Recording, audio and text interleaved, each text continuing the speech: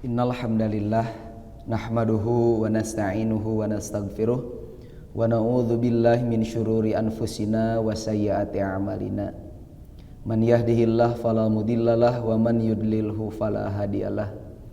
Wa asyhadu an la ilaha illallah wahdahu la syarikalah wa asyhadu anna Muhammadan abduhu wa rasuluh amma ba'd. Segala puji hanya bagi Allah yang maha terpuji, segala puja milik Allah yang maha kuasa. Alhamdulillah pada kesempatan sore hari ini kita sekalian bisa bertatap muka dalam kajian online pimpinan cabang Persatuan Islam Bale Endah, di mana dalam kesempatan sore hari ini kita akan mengambil satu tema sebab-sebab orang Yahudi menolak kerasulan Nabi Muhammad sallallahu alaihi wasallam. Hadirin rahimakumullah, jika kita memperhatikan setiap lantunan doa yang kita bacakan setiap kali membaca surat Al-Fatihah di dalam sholat, sekurang-kurangnya kita berdoa 3 permintaan. Yang pertama, kita berdoa kepada Allah, ihdinas siratal mustaqim. Yang kedua, kita meminta siratal ladzina an'amta alaihim. Dan yang ketiga, kita memohon dijauhkan dari ghairil maghdubi alaihim waladdallin. Nah, hadirin rahimakumullah, Imam Ibnu Katsir menjelaskan dalam tafsirnya bahwa Ali bin Abi Thalib memberikan tafsir mengenai ayat ihdinas siratal mustaqim. Siratal mustaqim adalah Al-Quran, sehingga setiap dalam sholat kita memohon agar senantiasa berpegang teguh terhadap Al-Quran. Nah, sementara ketika kita membaca di dalam Al-Quran surat Al-Fatihah, suratal ladzina an'amta alaihim, maka ayat yang ke-7 ini ditafsirkan dengan ayat Al-Quran surat An-Nisa 69. Allah Subhanahu wa ta'ala berfirman, "Wa may yuti'illaha wa rasul fa ulaika ma'al ladzina an'ama 'alaihim." Siapa yang taat kepada Allah dan Rasulnya, maka mereka itulah akan menyertai orang-orang yang diberikan nikmat oleh Allah Subhanahu wa ta'ala. Siapa mereka? Yang pertama, minan nabiyyin was-siddiqin wasyuhada was-sholihin. Maka hadirin rahimakumullah, ketika kita berdoa kepada Allah di Al-Quran surat Al-Fatihah, kita memohon jalan kita, hidup kita agar senantiasa berada di dalam jalur hukum Al-Quran, dan kita mengikuti gerak langkah para nabi, para siddiqin, yang tentu saja ini diprakarsai oleh Abu Bakar As-Siddiq, para syuhada. Oleh pemateri yang lain sudah disampaikan mengenai mati syahid. Kemudian yang berikutnya jalannya orang-orang yang soleh. Nah, yang menarik hadirin rahimakumullah, di akhir surat Al-Fatihah kita sekalian berdoa kepada Allah, ghairil maghdubi alaihim waladdallin. Kita memohon kepada Allah, ya Allah, tunjukkanlah kami kepada siratal mustaqim, jalannya para nabi, para siddiqin, para solihin, kemudian para syuhada. Tapi ya Allah, janganlah Engkau tunjukkan kepada kami, jangan sampai kami mengikuti gerak langkah orang yang maghdub alaihim. Siapa mereka? Imam Al-Qurtubi menyampaikan dalam tafsirnya bahwa jumhur ahli tafsir menyampaikan ghairil maghdubi alaihim adalah Yahudi, sementara waladdallin adalah orang-orang Nasrani. Nah, pertanyaan besar bagi kita hadirin rahimakumullah, mengapa Yahudi termasuk orang yang maghdub, orang yang dimurkai oleh Allah? Ternyata hal ini telah disampaikan dalam Sahih Bukhari dalam kitab tafsirnya bahwa Rasulullah sallallahu alaihi wasallam menyampaikan bahwa Yahudi adalah orang-orang yang mendustakan kerasulan Nabi Muhammad sallallahu alaihi wasallam. Nah, hadirin rahimakumullah, mengapa Yahudi menolak kerasulan Nabi Muhammad sallallahu alaihi wasallam? Padahal sudah jelas dari dulu Yahudi adalah orang dan golongan yang mempropagandakan akan datangnya Nabi dan Rasul terakhir. Kalau kita melihat apa yang disampaikan oleh Allah Subhanahu wa taala di Al-Qur'an surat As-Saff ayat ke-6. Ketika Nabi Isa berkata kepada Bani Israel, kepada para pengikutnya, wa idh qala Isa ibn Maryam ya Bani Israel, wahai Bani Israel, inni rasulullahi ilaikum, aku ini adalah rasul, utusan kepada kalian. Aku ini adalah musaddiqul lima baina yadai, aku ini adalah rasul atau utusan Allah yang membenarkan apa yang ada di dalam Taurat. Kemudian Nabi Isa juga di dalam surat As-Saff ayat 6 tersebut menjelaskan, wa mubasysyiram bi rasulin ya'ti min ba'di, aku akan mengabarkan kepada kalian akan datangnya nabi terakhir. Siapa? Ismuhu Ahmad, namanya adalah Ahmad. Maka hadirin rahimakumullah, para ahli tafsir mengatakan dari ayat ke-6 surat As-Saff ini menjadi satu landasan dalil yang menjelaskan bahwa orang Yahudi adalah orang yang mengikuti apa yang dikabarkan di dalam Taurat, apa yang dikabarkan di dalam Injil, yakni akan datang nanti suatu saat, suatu zaman, seorang nabi yang disebut sebagai Khatimul Anbiya, penutup para nabi. Nah, di Al-Quran surat As-Saff dijelaskan namanya Ahmad. Ada sebagian yang mengatakan bahwa ya namanya kan Ahmad, sementara Rasulullah sallallahu alaihi wasallam namanya Muhammad. Sebetulnya hadirin rahimakumullah, bagi yang pernah belajar ilmu tasrif, hari ini tidaklah menjadi hal yang mengagetkan. Tetapi hadirin rahimakumullah, di hadis Bukhari Muslim, Rasulullah sallallahu alaihi wasallam sendiri menegaskan bahwa inna li asma'an, aku ini memiliki nama-nama.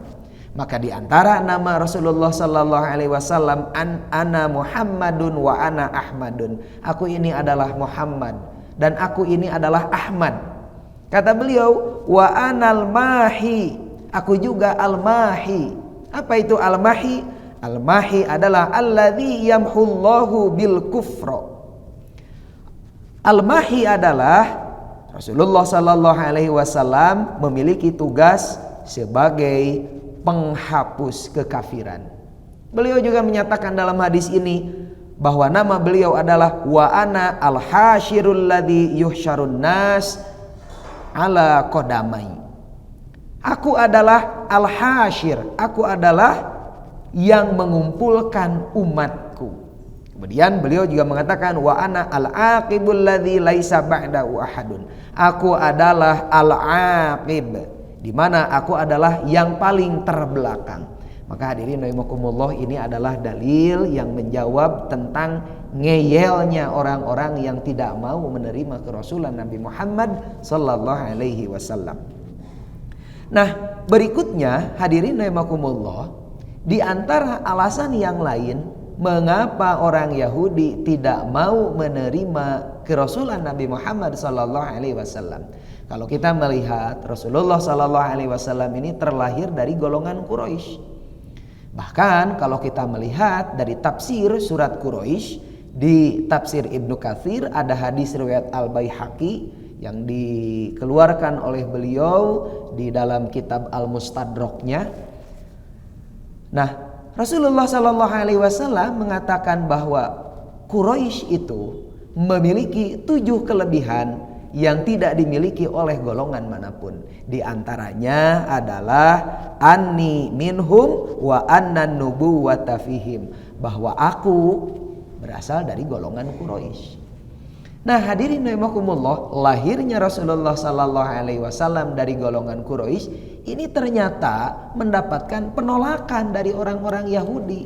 Mengapa demikian? Kalaulah kita telaah, itu kan Quraisy itu kalau dilihat garis keturunannya itu nyambungnya ke Nabi Ismail.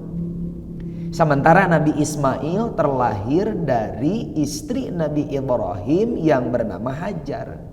Sebagaimana yang kita ketahui, Hajar adalah budaknya Sarah, istri Nabi Ibrahim yang berasal dari golongan orang-orang kaya, darah biru mun zaman kiwari mah. Maka hadirin rahimakumullah, dari istri Nabi Ibrahim yang bernama Hajar lahirlah Nabi Ismail, sementara dari istri beliau yang bernama Sarah lahirlah Nabi Ishak. Nabi Ishak lahirlah Nabi Yakub, kemudian Yakub memiliki 12 keturunan. Nah, dari sanalah awal mula keturunan Yahudi. Maka hadirin rahimakumullah, boleh dikata dengan dalil-dalil ini orang-orang Yahudi menolak kerasulan Nabi Muhammad sallallahu alaihi wasallam karena sentimen keturunan. Maka hadirin rahimakumullah, itulah sebabnya sebagian ahli tafsir, salah satunya dalam tafsir At-Tabari, dijelaskan orang Yahudi atau kaum Yahudi merupakan kaum yang sombong. Sehingga dalam tafsir At-Tabari ada salah satu perkataan Ibnu Abbas di mana orang-orang Yahudi berkata, "Ma ja'ana bi syai'in na'rifuhu." Cek urang Sunda mah duka teu wawuh abdi maka rasul nu ieu mah. Wa ma huwa billadzi kunna nadhkurukum lakum. Ini bukanlah nabi yang pernah kami propagandakan dulu, bukan, lain ieu cenah. Maka hadirin rahimakumullah, kesombongan orang Yahudi ini menjadi sabab nuzul turunnya Al-Qur'an surat Al-Baqarah ayat 89. Maka diantara sebab yang kedua mengapa Yahudi menolak kerasulan Nabi Muhammad sallallahu alaihi wasallam adalah kesombongan. Nah, hadirin rahimakumullah, diantara argumen yang ketiga mengapa orang-orang Yahudi menolak kerasulan Nabi Muhammad sallallahu alaihi wasallam lebih jauh disampaikan oleh Imam Ibnu Hajar Al-Asqalani dalam Fathul Bari. Orang Yahudi adalah bukan orang, kaum yang disebut sebagai kaumun buhtun, kaum yang selalu memutarbalikkan fakta. Dulu mereka adalah orang yang mempropagandakan, mengiklankan, mengkampanyekan akan datangnya Nabi terakhir. Ketika datang Rasulullah Shallallahu Alaihi Wasallam, lahir dari bukan golongan mereka, ternyata mereka menolak mentah-mentah. Inilah yang disebut sebagai kaumun buhtun, kaum yang memutarbalikkan fakta. Terakhir hadirin rahimakumullah, Allah Subhanahu wa taala menjelaskan dalam Al-Qur'an surat Al-Baqarah ayat 109. Orang Yahudi adalah orang atau kaum secara umum yang memiliki sifat hasud, iri dan dengki di dalam hati mereka. Allah Subhanahu wa taala menyampaikan, wadda katsirum min ahlil kitab. Orang-orang Yahudi sebahagian besarnya, dalam hal ini ahli kitab bahasanya, menginginkan lau yaruddunakum mim ba'di imanikum. Dalamun teh amah cenah umat Islam teh anu iman teh murtad, kembali kepada kekufuran, kufaro. Mengapa bisa demikian? Ada keinginan hasadam min indi anfusihim. Mereka memiliki sifat hasud di dalam diri mereka. Maka tidaklah kaget ketika kita membaca sabab nuzul surat Al-Falaq dan surat An-Nas. Rasulullah Sallallahu Alaihi Wasallam itu mendapatkan sihir dari seorang yang bernama Labid bin Al-Asam yang merupakan seorang Yahudi. Nah, hadirin rahimakumullah, dari sifat hasud ini, dari sifat buhtun tadi, kemudian dari kesombongan tadi, menjadi ibroh berharga bagi kita bahwa sekelas orang-orang Yahudi yang berasal dari keturunan para nabi pun disebut oleh Allah Subhanahu wa taala sebagai kaum yang dimurkai. Maka buah pemikiran bagi kita, apalagi kita nabi bukan, turunan orang soleh pun belum tentu, siddiqin juga terkadang ada bohongnya, solihin juga terkadang ada maksiat dan lain sebagainya. Maka mudah-mudahan hadirin rahimakumullah, dengan hadirnya bulan suci Ramadan menjadi momentum bagi kita untuk lebih khusyuk lagi berdoa minimal ketika membaca Al-Quran surat Al-Fatihah. Kiranya itu yang bisa disampaikan, mudah-mudahan jadi ilmu yang bermanfaat dan bisa kita pahami serta kita amalkan dalam kehidupan kita sehari-hari. Subhanakallahumma bihamdik, asyhadu an la ilaha illa anta, astaghfiruka wa atubu ilaik. Aqulu qouli hadza wa astaghfirullah li wa lakum. Assalamualaikum warahmatullahi wabarakatuh.